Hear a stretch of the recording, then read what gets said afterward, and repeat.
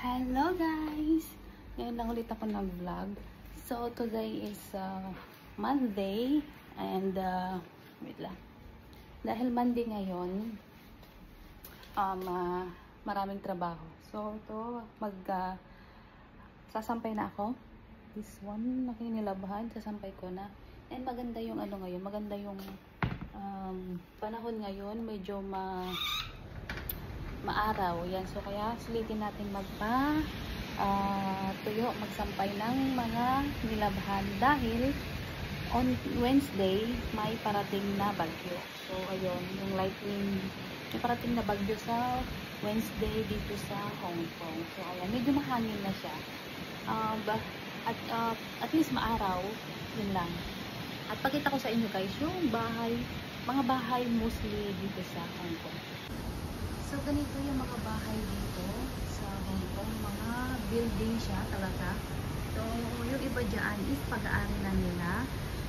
Own property na nila. Yung iba naman is nagre-rent.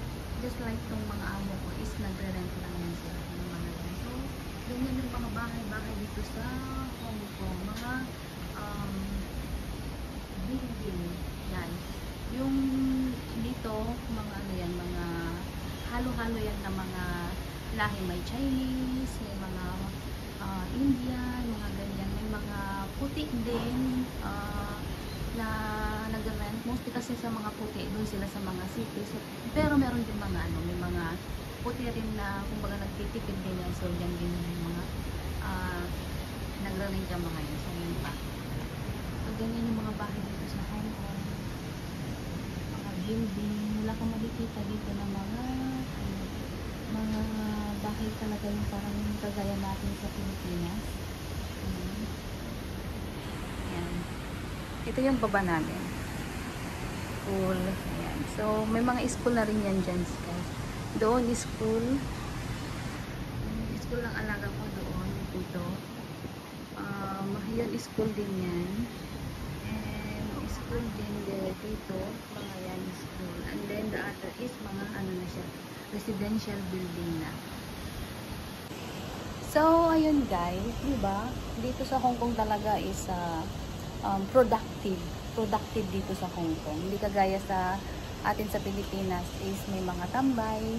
Dito is wala. Dito maski mga matatanda is nagtatrabaho pa rin. So, ayan guys, sasampay na ako para matapos na ang aking morning na trabaho.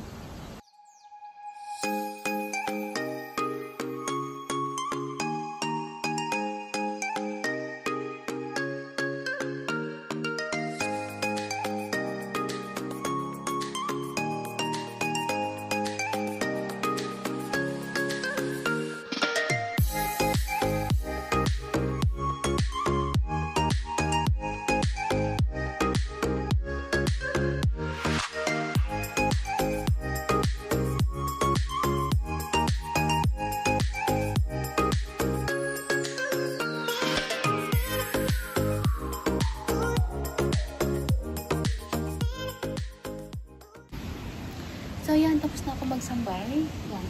Sinampay ko. And then, yan. Meron pa. Pero mamaya ko na yan siya sasampay. Ganito guys yung mga sampayan. Ganyan ang mga sampayan dito. Dito ka magsasampay sa balcony. Ganyan. So, yun. Mga ganyan. Ganyan. Dito sa Hong Kong. So, ikaw na po niyang maggagawa ng paraan kung paano ka ba kapag sampay kung marami yung mga nilabhan mo, kung baga bultuhan sampay ganyan yun, nakasampay ng gano'n mga ganyan yan ang mga sampayan dito sa balcony. So ayan, pasok na ako at ako ay magkakapi pa. Mag-aalmusal pa ako. Meron namang guys, meron namang chocordis. Meron namang dryer. Kaya lang, pag nag-dryer kasi sa loob mismo ng kwarto ng katulong. So mainit kung gusto mong magpahinga ng mga ilang minuto. So nalalanghap mo yung mainit sa loob ng kwarto. So minsan pinapatuyo ko na muna dyan, and then kung hindi talaga siya natuyo sa buong maghapon is dinadryer ko na. So ayun guys, na-share ko lang. Naghahanda na po ang mga Chinese dito kasi nga may paparating na bagyo, so naglalagay na sila ng ganito. Lahat yan lalagyan nila, lahat ng all this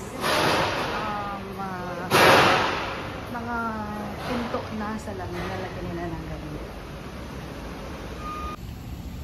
Kaya yun din yung dahilan bakit ako bumaba, kasi inutusan ako ni amo na bumili ng ganito. Actually nagkaubusan na, pati yung gano'n, yung pangdikit nagkaubusan na, wala na. Kasi nga magka-typhoon, so kailangan maglagay ng mga gano'n. So ubos na, wala nang gano'n. So need kong pumunta sa kabilang bilihan. Need kong pumunta doon sa hardware para bumili ng ganong tape kasi nagkaubusan doon sa market. Grocery. Ay, ang init! So, tayo sa street ngayon. Pati dito naubusan. Dito ako ngayon sa parang hardware. Wala din. Wala akong makita. Ano ba yan? Sa kabila. Try ko. So, yun. Nakabili na ako. Buti na lang meron sa kabilang shop. So, ayan guys. Okay na. Kompleto na. Nalagyan na nila. Andun na sila sa dulo. May X na lahat. Panic buying na rin yung mga Chinese guys. So, yung amo ko, namalingkin na nung Saturday. Pero sabi niya, need pa ata niyang bumili. So, I don't know. Kaya yun, nagkakaubusan na ng gulay sa baba. Ganyan pagka may typhoon. 2 days before darating ang typhoon is, yun na, panic buying na agad siya na. Hello! Time check 3:20. So, yung alaga ko is, meron siyang piano class siya ngayon. And, share ko lang guys.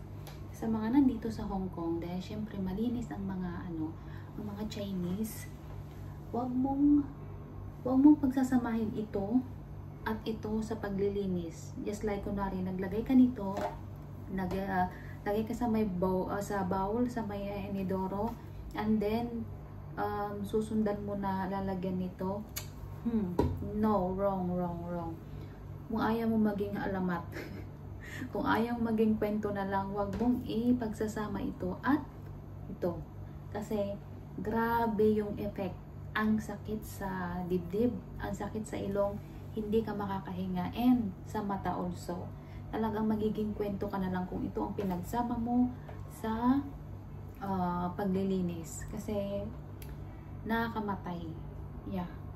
Yan. For awareness lang, share ko lang sa mga nandito sa Hong Kong. So, ayun guys, magsi-6 na. So, nagluluto na ako ng pang dinner. So, si amo is namalingki ulit si amo. Pabulong lang ako kasi nandiyan na si amo ng lalaki. So, ayun, hanggang dito na lang yung video ko at magluluto na ako guys. See you again on my next one.